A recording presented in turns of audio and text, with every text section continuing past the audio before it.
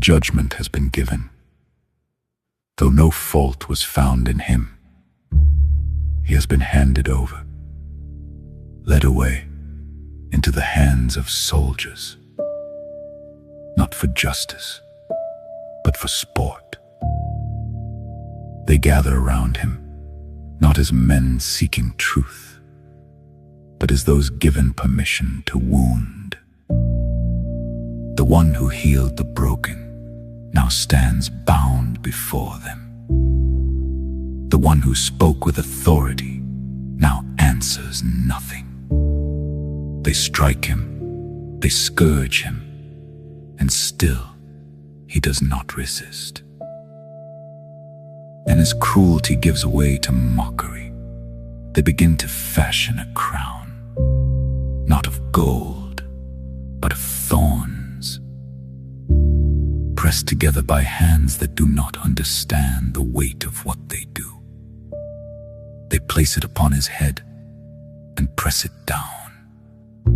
They robe him in scarlet, place a reed in his hand, and bow before him in jest. Hail, King of the Jews! But what they cannot see, what they cannot know, is that the one they mock is the very king they name. And somewhere, watching what no mother should see, is Mary, not turning away, not able to stop what unfolds, but holding within her heart the truth that is never changed. Even now, he is still the son she was given. And still, he is king.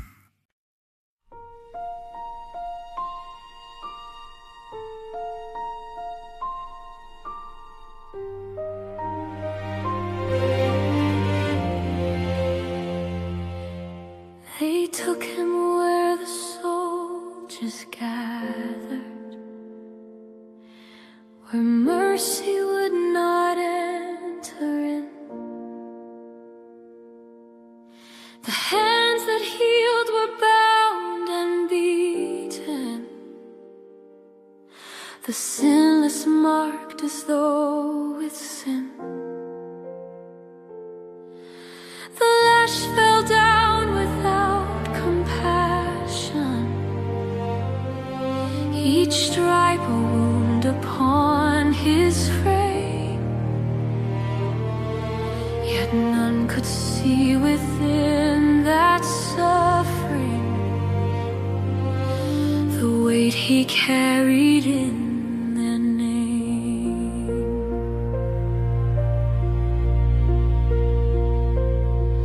They dressed him in a robe of scarlet, a mockery of royal clay. They placed a reed within his right hand and laughed aloud to shame his name. For blinded eyes cannot discern him, nor hearts that will not understand that he who stood in silent mercy held all creation in his hand. Hail, King of the Jews!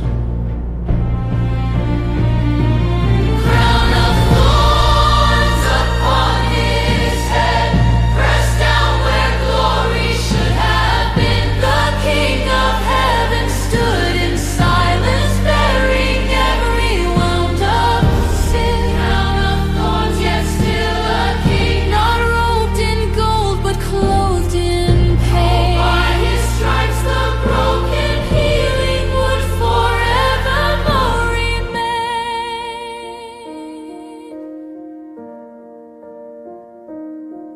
They struck the head that wore the thorns and drew drove them deeper into place. The blood that flowed was not from weakness, but love poured out for all the race. No cry for angels broke the moment, though heaven stood at his command. For he who walked the roads of healing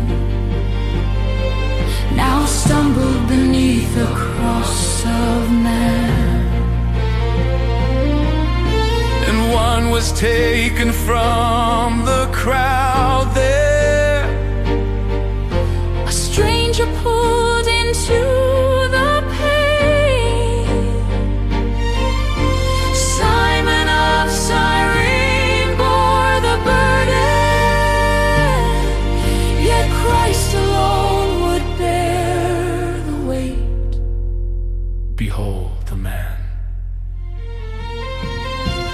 Crown of thorns upon his head, the weight of all the world drawn near. The one who calmed the raging waters now stood in silence before fear. Crown of thorns, yet still a king, though mocked by every watching eye. For what they scorned in wounded weakness was love that chose itself to die. Not long before the streets had welcomed, with branches laid before his way, the same city that cried Hosanna now turned its voice to turn away. For hearts that praise without true knowing may shift when truth they cannot bend, and crowns once dreamed in human glory will fall when they must comprehend. Crown of thorns upon his head, No throne, no crown that men could see, yet heaven marked the suffering servant as the King of eternity. Crown of thorns, yet still a king, whose reign was not of earthly clay. Through the pain and through the piercing would rise the everlasting